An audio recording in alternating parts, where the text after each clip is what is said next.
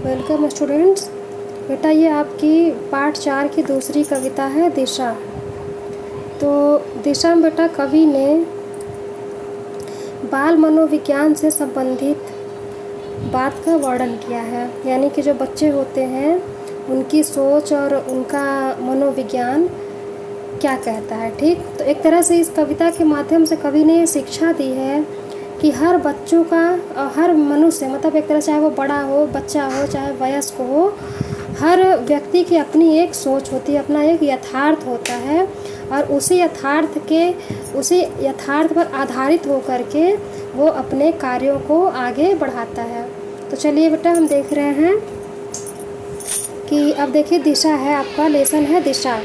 दिशा में कवि कह रहे हैं कि हिमालय किधर है, मैंने उस बच्चे से पूछा जो स्कूल के बाहर पतंग उड़ा रहा था। यानी कि यहाँ पे कवि कह रहे हैं कि स्कूल के बाहर एक बच्चा पतंग उड़ा रहा था और उसी बच्चे से ही कवि ने पूछा कि बेटा हिमालय किधर है। उधर उधर उसने कहा, जिधर उसकी पतंग भागी जा रही थी। तो जिधर उस बच्चे की पतंग भागी जा रही थी, उड़ रही थी हवा की तरफ से, तो उस बच्चे ने कह दिया उधर उधर। यानी कि वो बच्चा ये नहीं कहा कि मुझे नहीं पता, मैं नहीं जानता कि हिमालय किधर है, बल्कि उसने उधर उधर इशारा करके कह दिया जिधर उसकी पतंग उड़ी जा रही थी। मैं स्वीकार करूं, मैंने पहली बार जाना हिमालय किधर है।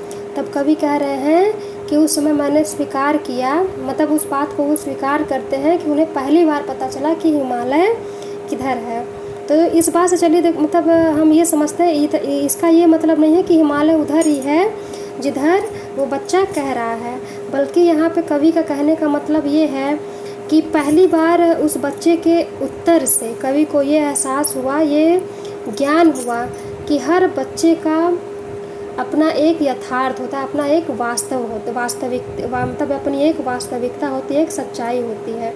ठीक, हर बच्चे का अपना एक खुद का ज्ञान होता है और उसी ज्ञान के माध्यम से उस बच्चे ने हिमालय के लिए इशारा किया कि उधर उधर, यानी कि जिधर उसकी पतंग उड़ी जा रही है उसके हिसाब से उधर ही हिमालय होगा।